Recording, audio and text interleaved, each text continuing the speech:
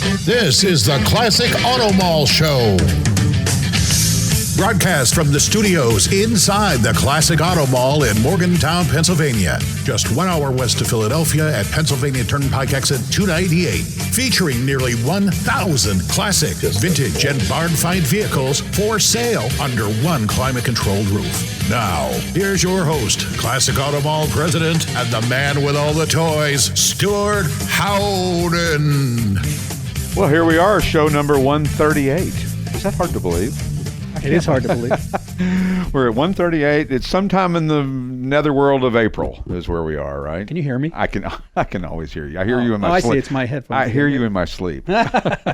Anyway, welcome to the show. And boy, we had a beautiful day today, and cars are coming in. I love it. We just saw a 68 Cutlass convertible come in yellow, black top, and red line tires. Making room for a C6 going out. Yeah, the blue C6 that just left with only 5,000 miles. Beautiful car. Those are hot all of a sudden. Yes. I C4s are coming up and C5s and C6s. Just when we have it figured out. It is so unpredictable.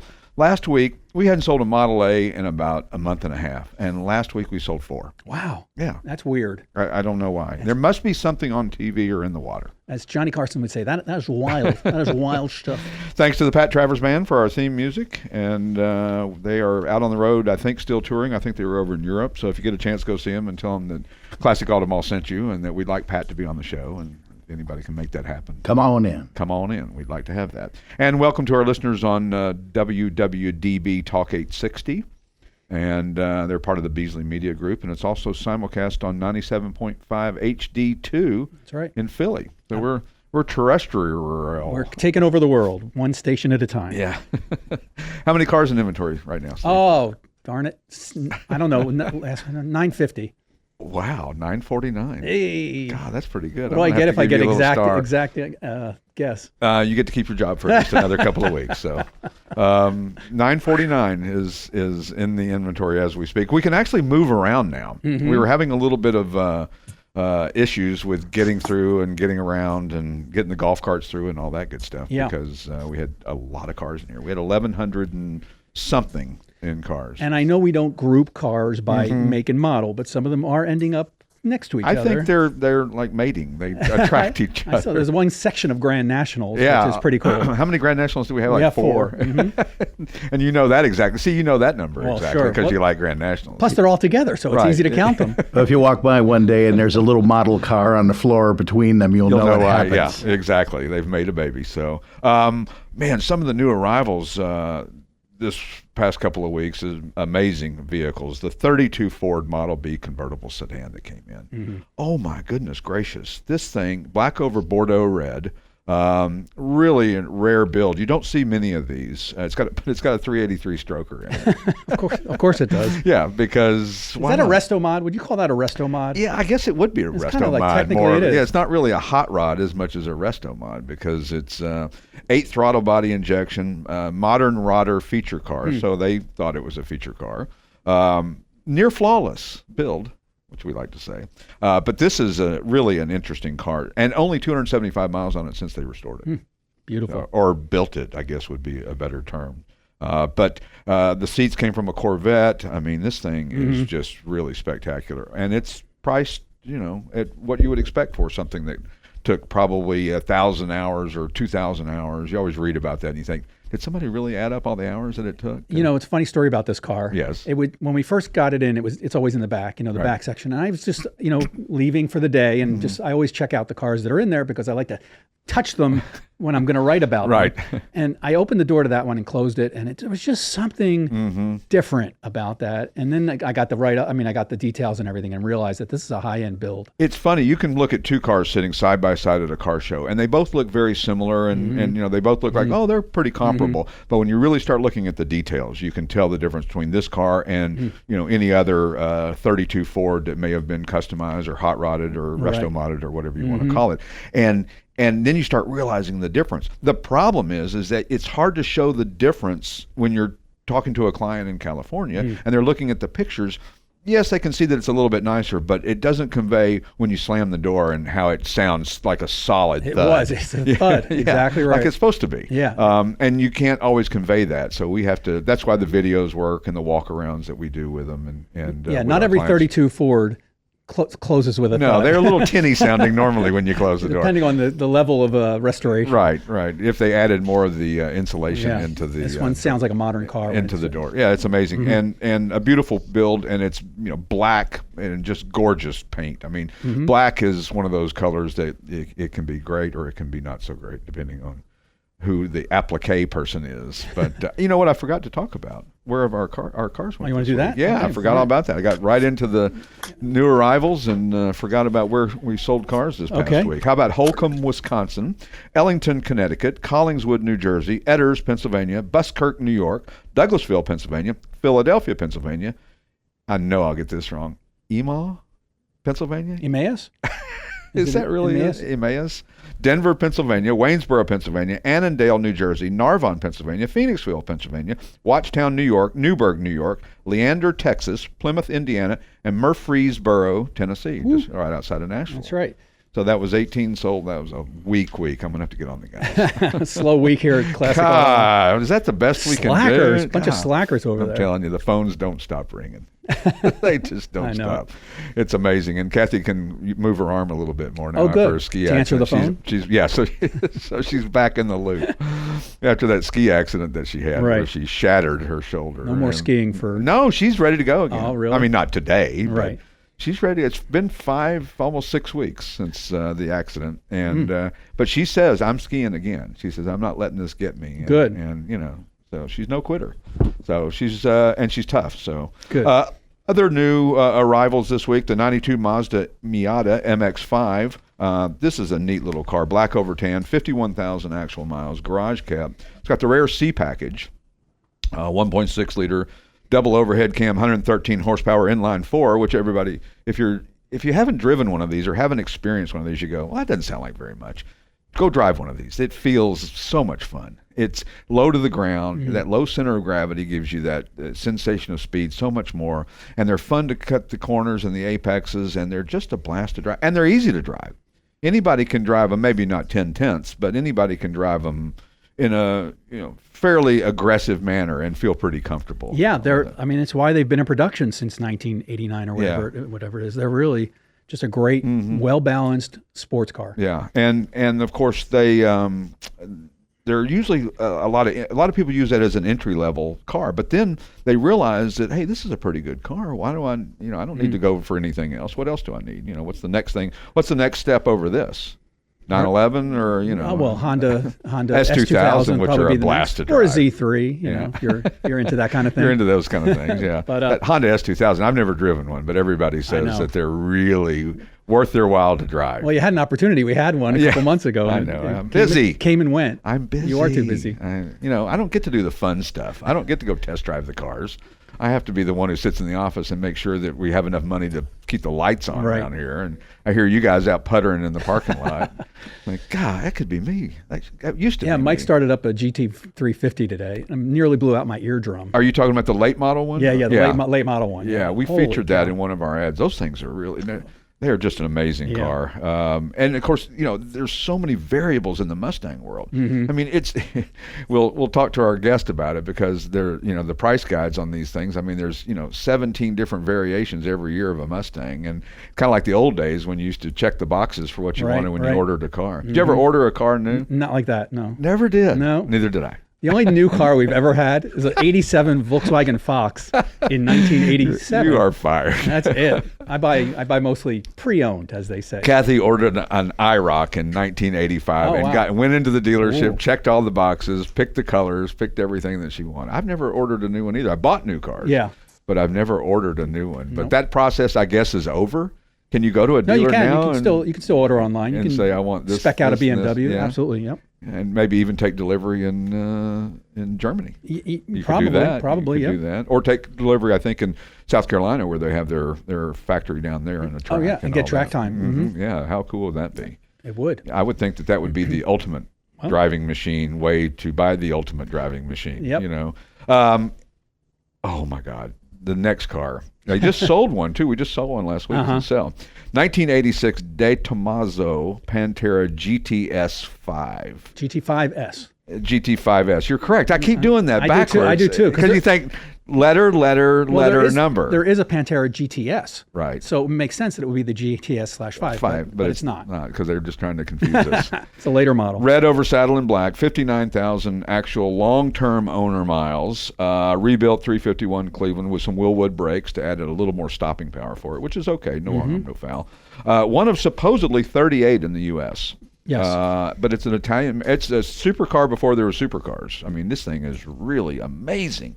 And I was watching one of the auctions last weekend, and one of them brought huge money. And then a first gen Pantera 72 that had, I think it had 1,500 miles. It brought probably world record money as well too. And for years, a Pantera was the bargain. You know, they were quite the bargain. Of course, they were a little temperamental. They could have been back in the day. Yeah, they had overheating issues. Yeah, it couldn't be sorted out. And the noise, because that engine is right there.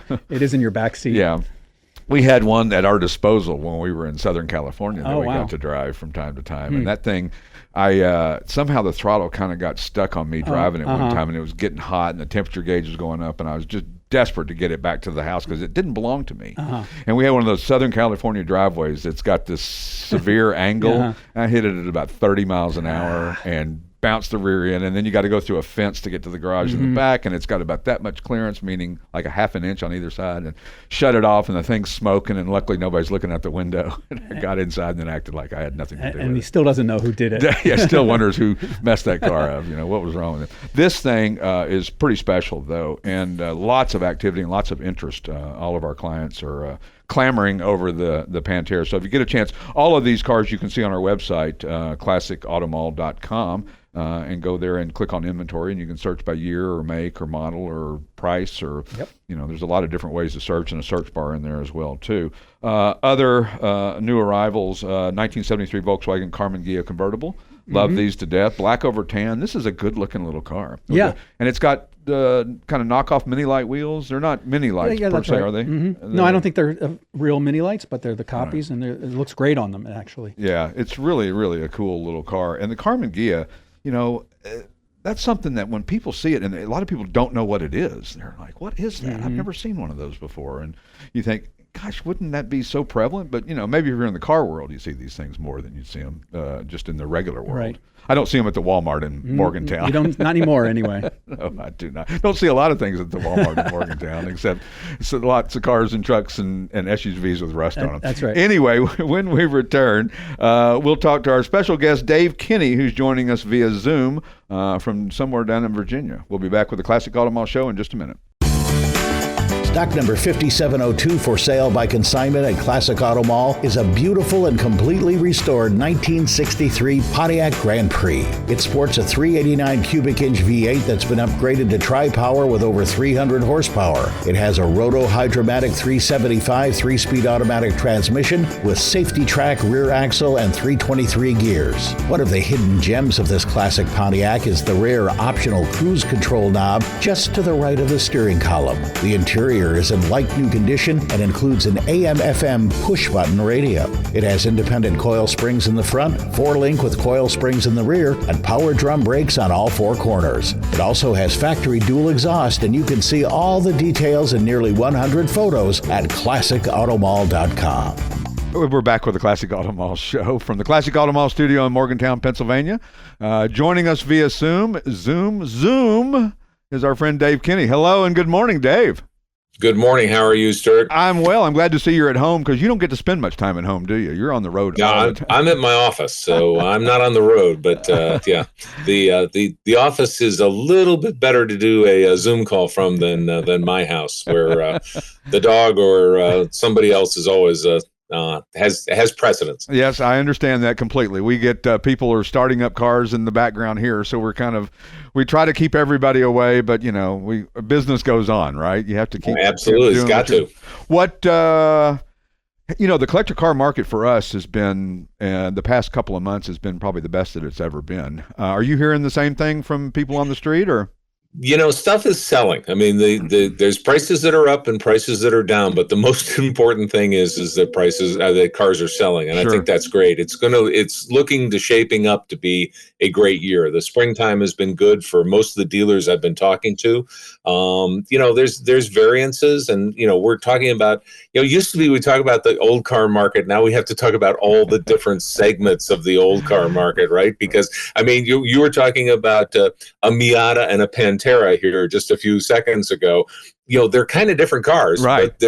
But they have collector car interest, both of them. So and then we get back into the old stuff, and it's a lot different. But yeah, the market's doing good all over. Pretty much. Well, it's funny too, because you see a lot of the auction houses have much more late model inventory in the sale, whether it be Porsche 911s from the 2000s and Ferraris and Lamborghinis and all these high-end cars that are fairly new.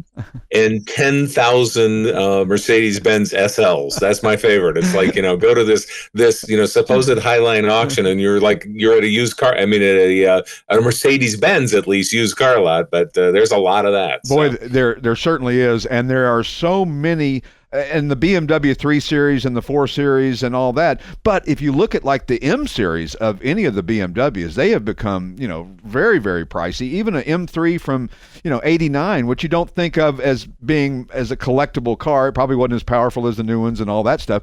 It's very collectible. Yeah, absolutely. And here's the thing that everybody has to keep in mind. Like, we're minting more collectible cars every single day. Right. And, you and I were both alive in a time when collectible meant it had to be over 25 years old. Now, pretty much collectible means that you can't go out and buy a new one. Right. So there are collectible cars from a year ago, and, the definition changes basically, but it's all good. It's all part of the marketplace. Well, and if you buy the top of the heap, whether it be a Porsche 911 or a Mustang or a Corvette or whatever, they seem to go up in price almost immediately from the time that they're offered for sale. A Z06 Corvette all of a sudden is worth $50,000 more than it stickered for, and that's because it's, I guess, supply and demand. Is that? Yeah, that's a big part of it, Stewart. I mean, here we've got a great example. Camaro just ended production. Apparently, the ones that are still in stock at the Chevrolet dealers are becoming a very valuable commodity. I mean, but you had mentioned Mustangs. We thought of Mustangs for a long time, not 64 and 65 when they were a little, sparse on the ground, but in the 70s and the 80s especially, they were kind of like commodity cars. You go, you buy, you drive, you have fun, and then you get another one. Well, now, they're very, very collectible, and even the newer Mustangs are the same way. I mean, people are buying them and equipping them so that they're basically with collector status kind of built in. So it's a different marketplace. How do you bake those into your price guide? For those of you who don't know, Dave is the publisher of the Hagerty Price Guide and also a senior appraiser with his own company, USAppraisal. And so with the price guide, how do you bake in these new Mustangs and things like that? Or do you wait a few years? The good news is that we wait a few years before we put them in there. So that's my secret sauce is I don't have to put the 2023s in yet. Okay. Gotcha. So we're concentrating on, for Hagerty, we're concentrating on kind of the core of where the people who are buying cars are. So even though we might have a 4-year-old Ferrari in there, it'll take a little bit longer for us to get the Mustang in, for example. Right. But we're working really diligently. We got 15 people on the team, if you can believe it, that do it, full time. So, we like to say that, we're a guide and not the gospel. Right. We don't get them all right all the time. Right. So if somebody's upset at me about that, send me an email and let me know what your thoughts are. But in the meantime, we like to keep our pulse on where the collector car market is. So, it's funny because we get requests all the time for putting a specific car in, and then you drill down and, they built 17 of them. That's probably not going to go in the price guide right away. Sure. But the one that they built 1,700 or 17,000 of, or those are the ones we have to concentrate on first. Sure. The good news is that we go back now before pre-war. It's all online at Hagerty.com. It's all free. If you go in and you start, asking for a lot of values, they're going to ask you for an email address, but you can just go ahead and sign up, and then you're in. How do you figure out the outliers? The two guys at an auction bidding against one another, each with a cocktail in hand, and I'm not giving up until he gives up, and he's not giving up until I give up. And how do you bake that into the price guides, and how does that factor?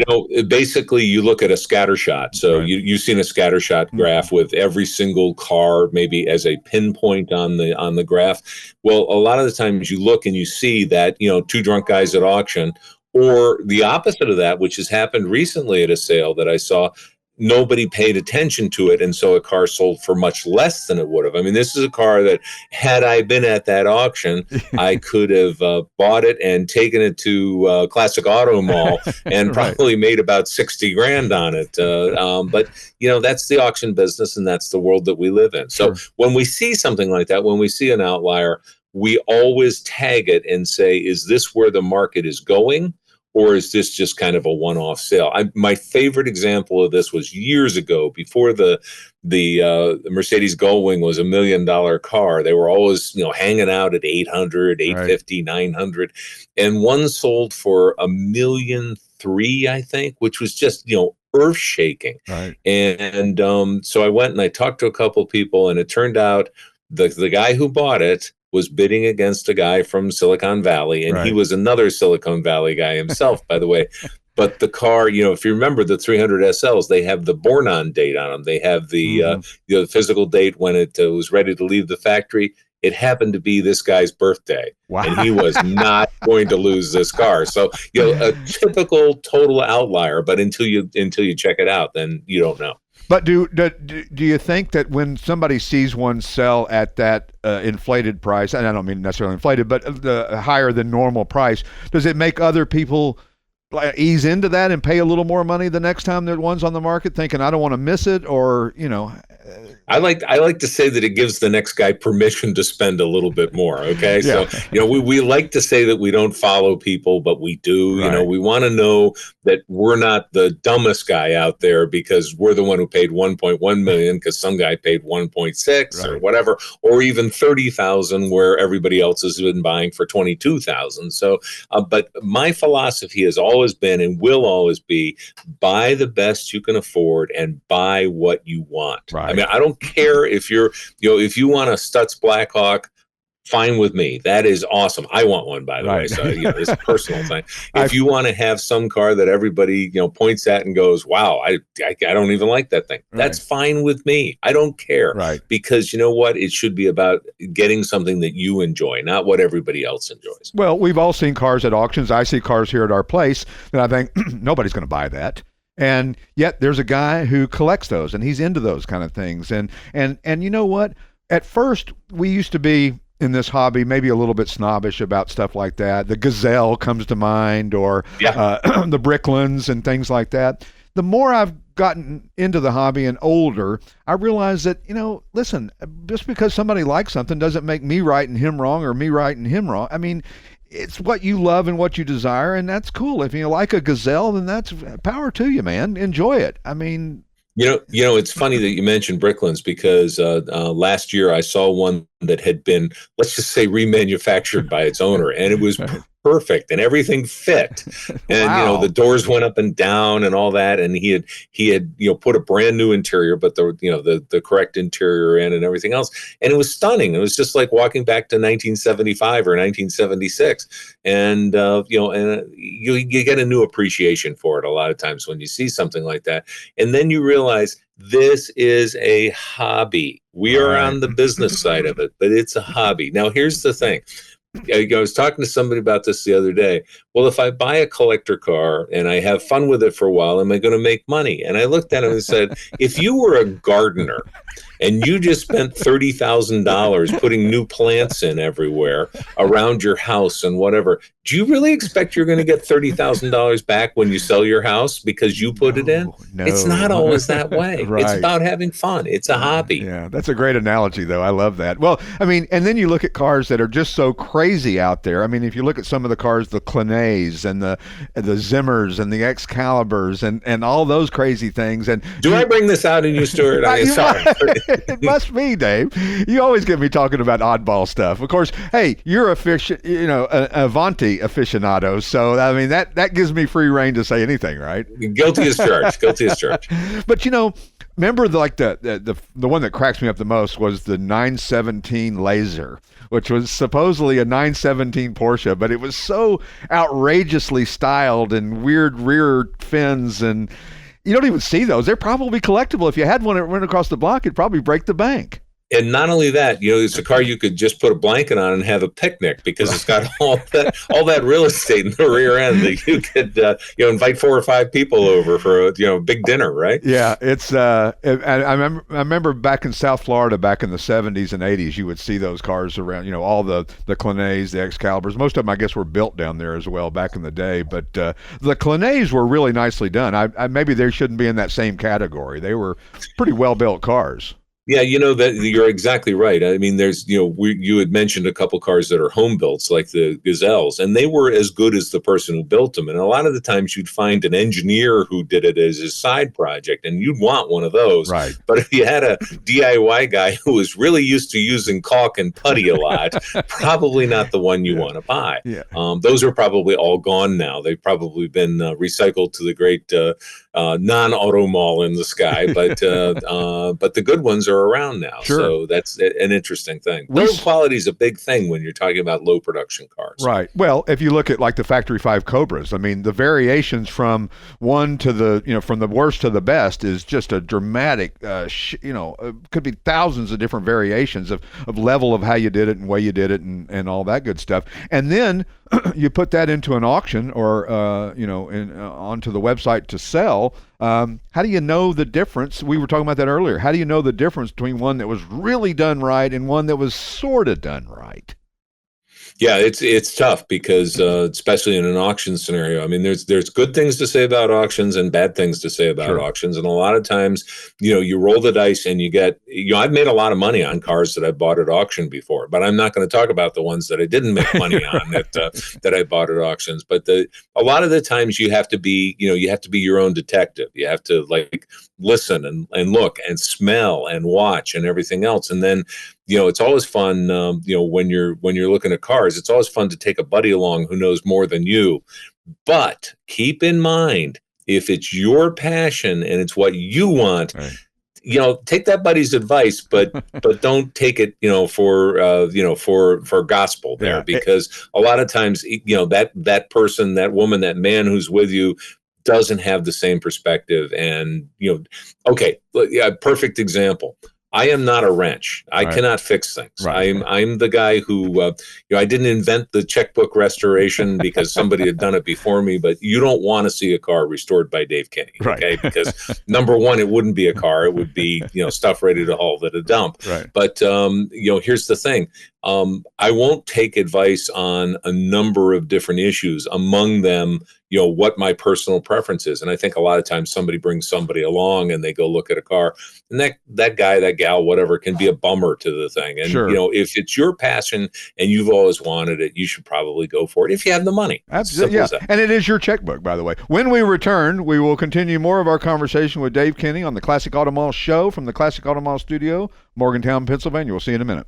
Whether you want to buy or sell a classic, collectible, or special interest vehicle, you need to visit the Classic Auto Mall website for more information. If you're looking to buy, you can easily search our inventory of more than 1,000 vehicles on the web at classicautomall.com. And we're back with the Classic Auto Mall show from the Classic Auto Mall studio. Go to our website, classicautomall.com, and you can hear about some of the cars we're talking about and some of the cars you may not have on our site. Dave, we were talking about, valuation and it's your checkbook when you go to buy a car for you. But the fear that we all have is if we go buy let's say a Chevelle, and we go home and our neighbor is the Chevelle expert. And he's going to all of a sudden tell you everything that's wrong with the car, everything that's this, everything that's that, because he's the expert, right? So that's why people, you're almost afraid to buy it, to take it home, because you don't want to be the joke of the neighborhood. You want to be the cool guy in the neighborhood. Well, the thing is that more than likely that guy's the joke of the neighborhood Right. because it's about having fun, Stuart. Right. I mean, know. I'm going to double down on what I said earlier. I've owned cars that I know that people. I own a brown Bentley, and my neighbors call it the UPS truck. Okay, I mean, it's an old Bentley convertible, and it happens to be the exact same color as the UPS truck, and it probably weighs more, by the way, too. But I just, it rolls off my back. I enjoy it. It's kind of fun, and it's like, here I am making deliveries, whatever, but I'm not stopping at your house. That's right. So. How about Ralph Morano's got a Packard that's UPS brown? Did you see that? That it's beautiful. Beautiful. And you think if you said to me UPS brown on a Packard, I'd say I couldn't even visualize it, and it's magnificent. It looks just so elegant, so spectacular, such an amazing car, and and of course, Ralph, you see it almost every concours that you go to. Are we over Concours?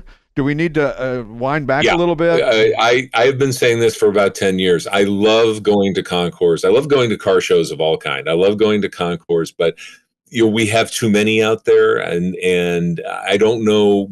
I mean, everybody's allowed to do it, and it's America. Thank God we all have the the ability to if we want to go, if we want to start one, whatever. But it gets to be when it's every single weekend, it kind of loses some of its pizzazz, right? Right. And they're all kind of fighting for the best cars and all that sort of stuff. I love the whole concept of the Concours de Lemons, with the cheap cars and the outrageous cars and stuff like that. I think that was a brilliant concept. And, keep in mind that the heart of this hobby, as far as I'm concerned, has been revived by one thing, and that is Cars and Coffee, or whatever you want to call it. They call it the kind of neighborhood or, county, or, depending on where you are. I mean, where I live, there's 1,100,000 people in my county. Right. I mean, we could have any kind of car show that you want here. But, I love the things where people get up on Saturday morning or Sunday afternoon or whenever they go. And it's just, it's the ultimate run what you're brung, but it's not a race. It's a fun car show. You hang out with folks, you talk to people, you grab a sandwich or coffee or whatever, and then you leave. I think it's brilliant because it's not organized. And I think that's what the younger generation than us really, really wants. And I love it. Yeah, you hit the nail on the head on my preference on Cars and Coffee versus a car show. Is that a car show expects you to stay there till 4:00 in the afternoon to wait for the judging. The Cars and Coffee, you come and go. You got an hour to spare, you show up, you hang out for an hour, you leave. You got all day to spend? And I can't hang around on that lawn chair in my jorts and my my members only jacket and my New Balance 455 shoes. I just can't do that all day, right? Can you? No, I don't want to. Even worse. Well, because I'm getting thin on the top, so if I forget to wear a hat, then I'm really in trouble. So wow, yeah, you're preaching to the choir on that one. There's a Cars and Coffee that we just attended a couple of weeks ago, or last week I guess it was, on the main line, Cars and Coffee that they do, and I bet you they had 1,500 cars show up, and it was a parade almost all day long of people coming and going, and people had to get things to do, and you can't spend all day there, but a couple hours here and there. But what was interesting is the things that really stood out at the Cars and Coffee were stuff that at any other car show would be the herd, the yellow 57 Thunderbird. It was the only Thunderbird that was there, and it stood out because of that. Whereas you go to any other car show, there's 20 of them, So it was interesting that what was unique there wouldn't be unique at a regular car show, or just, I guess for the plastic trophy car show we call it. Years ago, I went to Cars and Coffee here locally, and somebody brought their VW Jetta Harlequin. Do you remember what that was? No. From the factory, they had all different color panels on it. So the front fenders were different colors. The hood was a different color. The roof was a different color. The trunk. It's called a Harlequin, which is an Italian clown. Right. And they would wear those, this patchy type of clothes with the different colors.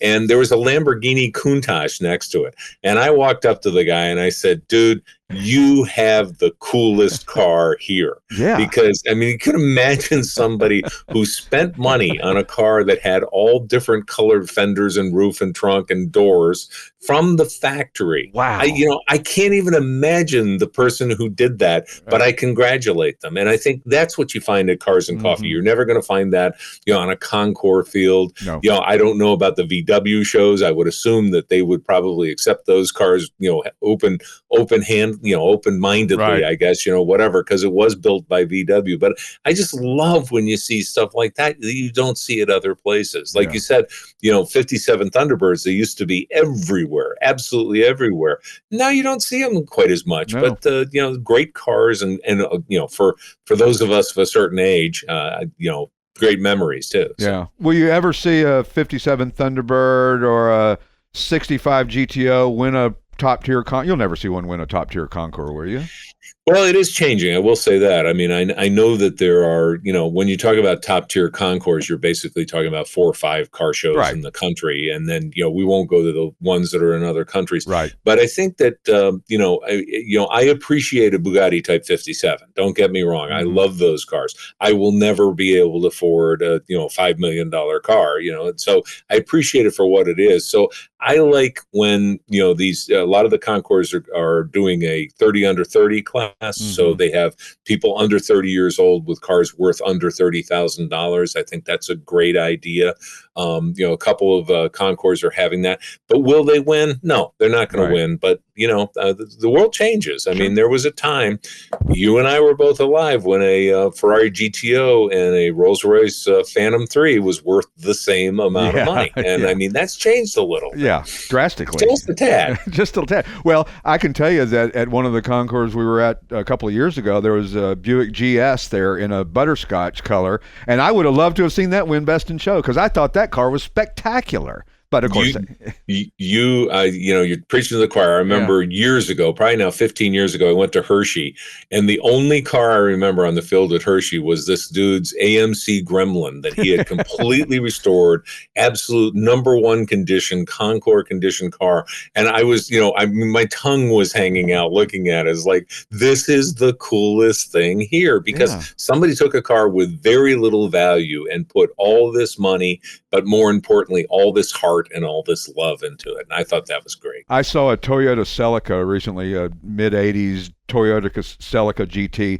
that was literally perfect. It had been restored and it was perfect, and it just caught my eye. I just couldn't stop looking at it because we all remember those, and they were pretty cool in the day. They weren't spectacularly fast or anything of that nature, but they were cool cars. And man, this thing just... And it was so different. It was so nice to see something like that, that somebody put way more money than it's ever worth. And who cares? It's like the hot rod builder. He comes to me and says, well, I spent $100,000 on my car. Okay, that doesn't have any bearing on what it's worth now. Yeah, that's unfortunate in one way if they're expecting to get that return. Hopefully they got the psychological return, the happiness return, all that sort of stuff. And that's, like I said, I'm a value guy. That's what I do for a living. I'm an appraiser. I publish the Hagerty Price Guide. And so my life is full of values, but I really, really love it when we get a story for somebody. I had a client, I don't use names here. Sure. Very, very, very wealthy guy, and he passed away. And his son was the one taking care of things. And he followed me around, and I had another person with me when we were doing the appraisal. And he wanted to know everything about it. And it was one of these things where, thank goodness, this guy, his love of these cars that he's inheriting from his dad, and there are a lot of very special cars there, and he and his dad had owned a couple cars together.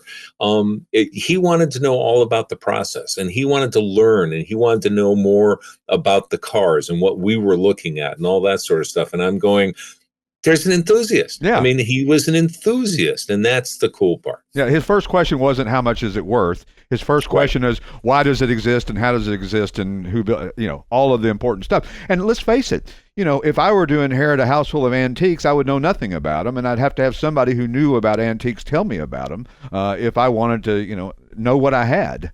And that's the problem. But yesterday was not only the day my mother died, but 40 some odd years ago, 40 some odd years ago, but also was her birthday. And I get together with my brother and my sister, and we go to the grave to bring things down here a bit. Yeah. But I will tell you, the funniest thing that kind of comes up recently for me, I remember a skillet my mom had. And when my father passed away and they were getting rid of the estate, the most important thing for me to have was that skillet, right? Because my mom and I would have conversations, while I was helping out, but she was really cooking that grilled cheese sandwich and stuff. That's where the memories are. And you couldn't pay me $10 million for that skillet. And it's the same thing if we put it in cars. A lot of times the memories are worth so much more than the value of the vehicle. We've seen so many people who said, I don't care what it costs. I want to have a replica or a duplicate of what my dad or my grandfather or I had back in the day, and I'm going to do it, and it doesn't matter. Mel Tillis comes to mind when he did that 40 Plymouth that he did because he had one, and he spent $85,000 on a 40 Plymouth four-door sedan in gold. And he said, I don't care because I want it. And that was that. And that's the overriding thing that I want everybody to remember when we're talking about this. It's just so important because, and it's not what your neighbor thinks is cool. It's what you think is cool. Absolutely. And I think that a lot of people get hung up on the wow factor or something. Every guy will tell you if he buys a car that was celebrity owned, oh, that doesn't matter. The minute you get in the car, what's the first thing he says? Tim Allen used to own this car. That's the first thing they tell you. So people are funny like that, but does celebrity add value? That's a whole nother rabbit hole we could go down. I think in certain, obviously Steve McQueen, it matters, but a car that was used in a movie that nobody's ever heard of, it doesn't really mean anything, does it? Am I missing something there? No, you're absolutely right. I mean, it's cool because you have a little bragging rights with it. But if you have to explain, I call them explainer cars, right? You have to explain what the movie was. No, it was really a Hollywood movie, seriously, and it was out like for 3 days before it went to DVD, that sort of thing. But and it's funny you mentioned Steve McQueen because we've had that discussion recently. There's an entire generation and a few more behind it that doesn't know who Steve McQueen was. By the way, in case you don't know, he was the king of cool, in the 60s, and it lasted in the 70s and 80s and 90s and even in the 2000s. He's been gone quite a few years, but the king of cool to a 22-year-old today is not that person. Sure, and I tell you, anything he touched turned to gold. I mean, you look at some of the prices of watches that he owned, or sports cars, or motorcycles that he owned, or even pickup trucks. They all break the bank. And again, when you're doing a valuation, tricky to put a valuation on him touching it and what that means.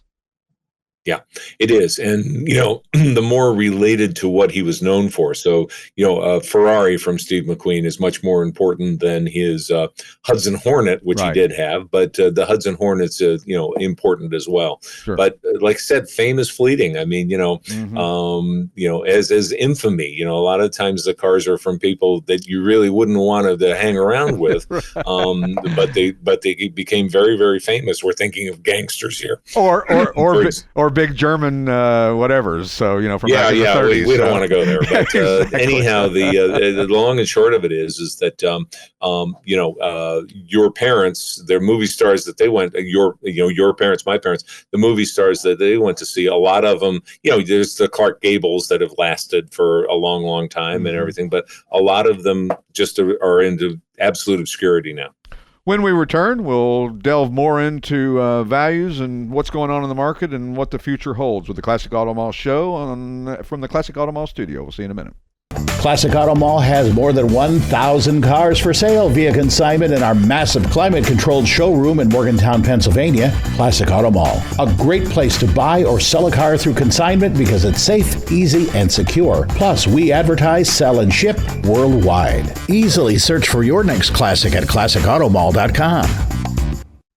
And we're back with the Classic Auto Mall show. Sorry, I coughed to start that segment. It must be going to be an extra good segment if I cough and give it the cough blessing. With our friend Dave Kinney from USAppraisal and the publisher of the Hagerty Price Guide, which is a wonderful resource for all of us, which we reference quite frequently here when we're trying to to show value and what the market has said about a particular car.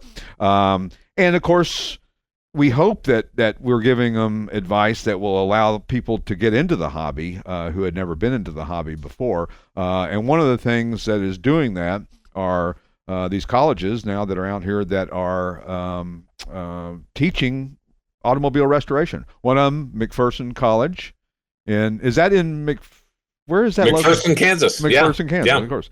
And you're on the board there, right? Yeah, I'm on the advisory board of McPherson. I'm a very proud member of the advisory board. We've had a lot of growth in the college. I recommend anyone who is interested, if you have a son, grandson, daughter, granddaughter who's interested in cars, take a visit out there. Go out and meet some of the people there. You should call first. Yeah. But they also have next weekend is the end of April, 1st of May is their what they call the Cars Show. It's the student-led show that's happening on Saturday morning. And it's fantastic. And there's this little company called General Motors. Maybe you've heard of them. Yeah. They bring 4 cars out from their heritage collection to be there, and so you can find out which 4 cars are coming out by logging onto Facebook and going to McPherson Auto Restoration. The program has been growing. People learn how to do things.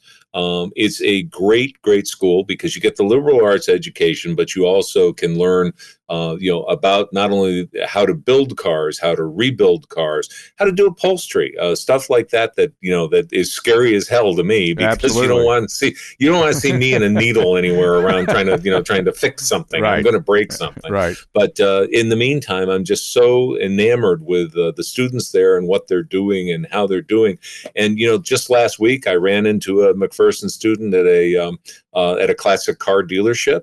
I run into them now all the time because there's now a big group of people that are either working on cars or working around cars or doing stuff car related. And it's, now we've got, a few of the people are in their 40s who are graduates, wow. Who graduated when they were in their early 20s. And they're really making a difference around there. They're people that are, there's a woman I know who does welding who, graduated from there, and she's just top notch. But you got to go see the program. And for somebody who is, interested in getting an education, but getting a really, really well-rounded education in a field that you and I both know pays good money for people who repair things, and there's less and less of those people out there. Yeah, I think one of the shameful things we've done in this country is get away from shop classes in high school, and we looked down our nose and we decided that everybody needed a 4-year degree and everybody needed to own a house, and that was a bad path we went down because the top mechanic at the local Mercedes dealership probably makes $250,000 a year. The guy who works at the top restoration shop, that's the guy, probably makes more than that. There's nothing wrong. Most of our customers are blue collar guys who made a business out of it and have been successful. We always jokingly say they'll drop $150,000 on a Resto Mod Camaro. They'll bitch about a $3 bottle of water, and they still buy their clothes at Walmart. Yeah, exactly. And that's our clients. My favorite thing is the guy who gets back from Vegas and he's just spent $1,500 for the weekend gambling, and then the next day he misplaces a $20 bill and he tears his house up looking for it. Right? Isn't that funny? It's all about perspective, right? Well, I'm a big fan of having that option as well, because we don't have an apprentice programs that are any good in this country, and so I say that if you want to go to college, which I did, and I'm happy and I'm proud that I did, and I learned a lot more about people than anything else, I guess. But to have the opportunity to get a 4-year degree and to learn about the business of automobile restoration. I have a person's not too terribly far from you who's a graduate of McPherson. I was just really impressed with the work they did for me. Part of it was because they learned communication skills. Yep. We've all taken stuff to a restoration shop and 6 weeks later call up and say, hey, what's going on? Oh, you owe me $9,000. It's like, what? Whatever. It'd be nice to get a bill, for $2,000 and then another one for $3,000 and an explanation why the other one's going to be, $4,000. And so, that's all part of it. It's a big part of it is communications, but learning what the customer wants and learning how to do that. So I've been really, really happy with working with McPherson, and I think that the program's growing and it's going to grow more. They even have a great program that if you work while you're going to school there, and every $10 that you make, they forgive $1 of your education bill. Nice. So some of the guys out there are farm boys, and they run the combine all summer, and they make more than you and I do in the summer, I think, than we do all year long. And so there's a bunch of people now graduating owing no money, which is fantastic. Yeah, I mean, we'd love to see more of that. Certainly, there's worse things we could put our money towards as a country, towards education and helping people. Absolutely, but I agree with you. We need to, we need more welders than we need more people, who, are administrators at some IT corporation, something like that. Sure. Well, you and I, both of what we do, there was no template for what we did even 20-something years ago. It was just like we just kind of figured it out as we went, and especially on pricing. How did you know what to pay for a Mustang in the year 1995? You really didn't. You just kind of guessed and hoped that you were right, and usually you could sell it for a profit. And that was a lot of fun when you were a dealer back in the days like that. But there was no roadmap for what we did, either in the collector car auction business or in the just in the car business in general. Yeah, agreed. We you watch some of these the evolutions of auctions, and for example, Barrett doing the all no reserve thing. I think it was about 5 or 6 years ago that they had discussed or talked about, or the path they were going was to start going with a reserve, and everybody thought, there's no way that they're going to, carry the same weight that they carried when they're going with a reserve versus no reserve. And now they're back to all no reserve and seem to be doing better. It's kind of weird that worked out that way. I think like every single business, and it's so apparent when you're an auction company, what your kind of goal is and what you're going for. And I think that a lot of the times, I'm not going to call it a niche, because some of these auction companies have become, mega $1 million businesses because of hard work and what they did. Right. And it doesn't hurt to be on TV. We all know that.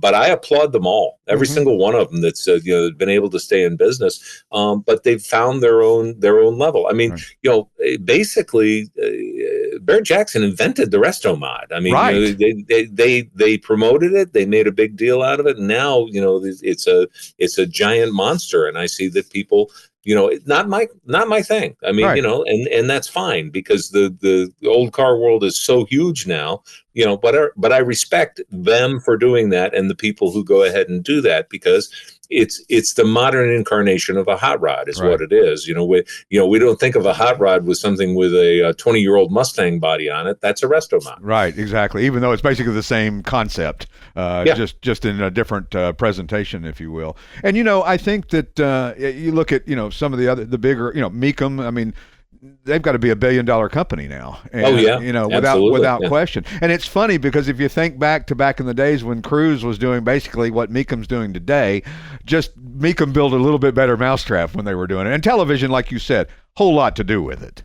Yeah, absolutely. And, Dana Mecum, he ground it out, and they're hardworking people. Oh, I mean, man. We used to joke about that, they take 2 weeks off, but the other 50 weekends they have a sale. I mean, and they're always fun to go to too. That's I love auctions. I know you do too. I'm that guy who I'm driving along on vacation and I see a farm sale, and hopefully my wife's not with me, because she's like, no, we're not going to do that. No. I'll just pull over there and you're looking at old bowls and bowling trophies and this sort of stuff, and boy, I'd love to have that. And you have to take yourself and slap yourself on the hand and go, no, I don't need it. So that's so funny.